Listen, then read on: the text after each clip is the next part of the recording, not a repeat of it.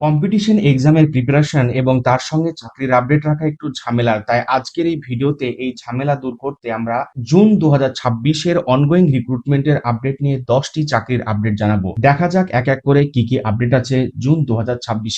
প্রথমে যে রিক্রুটমেন্ট আপডেটটা দেবো সেটা হচ্ছে স্টাফ সিলেকশন কমিশনের আন্ডারে এসএসসি সিজিএল 2026, যার অ্যাপ্লিকেশন স্টার্ট হয়ে গিয়েছে 21শে মে 2026 থেকে। এর জন্য লাস্ট ডেট রয়েছে 22শে জুন 2026। টোটাল পোস্ট দেওয়া রয়েছে 12,256টি। এর জন্য এলিজিবিলিটি হচ্ছে গ্রাজুয়েশন। বিভিন্ন সেন্ট্রাল গভর্নমেন্টের পোস্টে এই নিয়োগ হয় এই এক্সামটার মাধ্যমে, যেটা স্টাফ সিলেকশন কমিশন কন্ডাক্ট করে। পরবর্তী যে এক্সাম সেটা হচ্ছে এসবিআই অ্যাপ্রেন্টিস 2026, যার অ্যাপ্লিকেশন অনেক আগে শুরু হয়ে গেছে 19শে মে 2026 থেকে। হাতে সময় একেবারে কম, 8 জুন 2026-এ এটার লাস্ট ডেট রয়েছে। টোটাল পোস্ট রয়েছে 7,150টি। এর জন্য এলিজিবিলিটিও কিন্তু গ্রাজুয়েশন। এর জব রোল হচ্ছে অ্যাপ্রেন্টিস। পরবর্তী যে রিক্রুটমেন্ট আপডেট সেটা হচ্ছে ইউপিএসসির আন্ডারে এনডি এর যে এক্সাম হয় সেটার অ্যাপ্লিকেশন স্টার্ট হয়ে গিয়েছে 20 মে 2026 থেকে।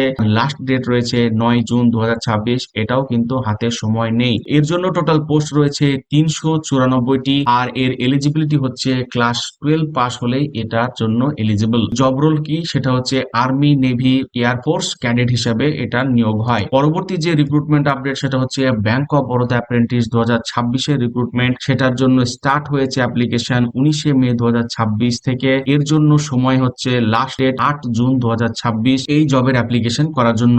টোটাল পোস্ট আছে সেটা হচ্ছে 5,000টি।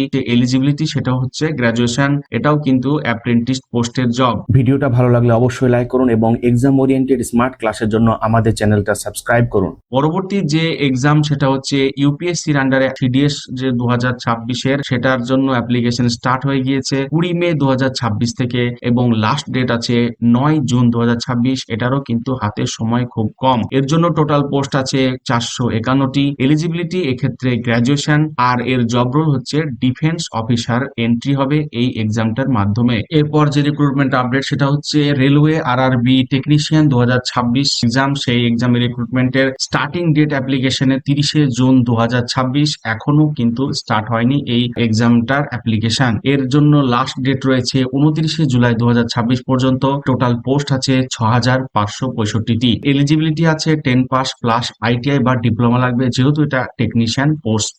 পরবর্তী যে রিক্রুটমেন্ট আপডেট সেটা হচ্ছে সিটের সেপ্টেম্বর 2026-এ যে নোটিফিকেশন সেটা বেরিয়ে গিয়েছে। এটা যে অ্যাপ্লিকেশন সেটা স্টার্ট হয়েছে 11 মে 2026 থেকে। এর লাস্ট ডেট রয়েছে 10 জুন 2026। এর জন্য যে এলিজিবিলিটি রয়েছে দুই ক্যাটাগরি এলিজিবিলিটি। পেপার 1 এর জন্য লাগবে 12 ক্লাস প্লাস সঙ্গে ELED, আর পেপার 2 এর জন্য গ্রাজুয়েশনের সঙ্গে বিএড বা ডিএলএড লাগবে এই টেটের এক্সামটার জন্য। এটা একটা টিচার এলিজিবিলিটি টেস্ট। পরবর্তী জবের আপডেট সেটা হচ্ছে রেলওয়ে আরআরবি এএলপি 2026, যার অ্যাপ্লিকেশন স্টার্ট হয়ে গিয়েছে 15 মে 2026 থেকে। এটার জন্য লাস্ট ডেট রয়েছে 14 জুন 2026 পর্যন্ত। এর জন্য টোটাল রয়েছে 11,127টি। এলিজিবিলিটি যদি আমরা দেখি, ক্লাস 10 পাস সঙ্গে আইটিআই বা ডিপ্লোমা লাগবে রিলেভেন্ট ট্রেডের ক্ষেত্রে। এর জব রোল হচ্ছে অ্যাসিস্ট্যান্ট লোকো পাইলট। পরবর্তী যে জবের আপডেট সেটা হচ্ছে UP triple SC lower PCS 2026-এর রিক্রুটমেন্ট। অ্যাপ্লিকেশনের স্টার্টের ডেট হচ্ছে 29শে মে 2026 থেকে এটা শুরু হয়ে গিয়েছে। আর লাস্ট ডেট রয়েছে 18 জুন 2026 পর্যন্ত।